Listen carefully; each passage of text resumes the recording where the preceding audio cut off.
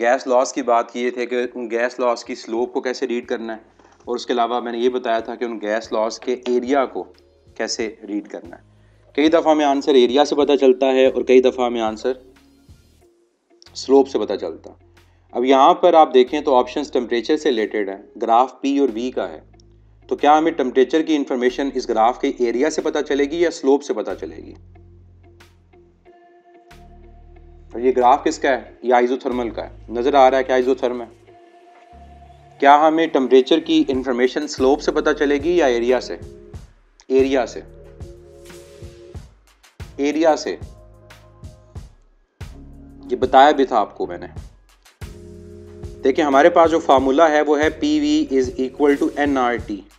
छोड़ दें कौन सा लॉ है, सिर्फ ये देखें कि वेरिएबल कौन कौन से हैं। वेरिएबल हमारे पास यहाँ पर है प्रेशर, वॉल्यूम और टेम्परेचर। नजर आ रहा है कि PV का रिलेशन टेम्परेचर के साथ है। PV का रिलेशन किससे है? वो टेम्परेचर के साथ है। अब इस ग्राफ में PV की इंफॉर्मेशन होगी तो टेम्परेचर के बारे में बता सकेंगे।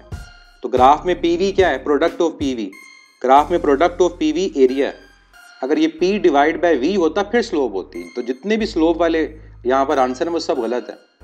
अगर तो फार्मूला में P और V आता डिवाइड होते तो जनरल गैस इक्वेशन के अंदर तो P और V डिवाइड थोड़ी होते हैं, P और V मल्टीप्लाई होते हैं। इसका मतलब इस ग्राफ का एरिया हमें टेम्परेचर की इंफॉर्मेशन देगा। जिसका एरिया ज़्यादा होगा जिस ग्राफ के नीचे APV के, उसका टेम्परेचर भी ज़्यादा होगा। अब यहाँ पर आप देखो तो ये हमारे पास T1 का एरिया जो उस ग्राफ के नीचे है, ये हमारे पास T2 का एरिया और ये हमारे पास T3 का एरिया। तो नज़र आ रहा है कि सबसे ज़्यादा एरिया किस ग्राफ के अंदर है? T3। तो आंसर क्या होगा? T3 is greater than T2 and greater than T1, यानी P3 V3 ग्रेटर है P2 V2 से और P2 V2 ग्रेटर है P1 V1 से। और ये कहाँ से पता चला? एरिया। जिसका एरिया ज़्यादा होगा उसके PV का प्रोडक्ट भी ज़्यादा होगा। मींस ग्राफ टेम्परेचर अगर पूछा है तो टेम्परेचर भी उसका ज़्यादा होगा।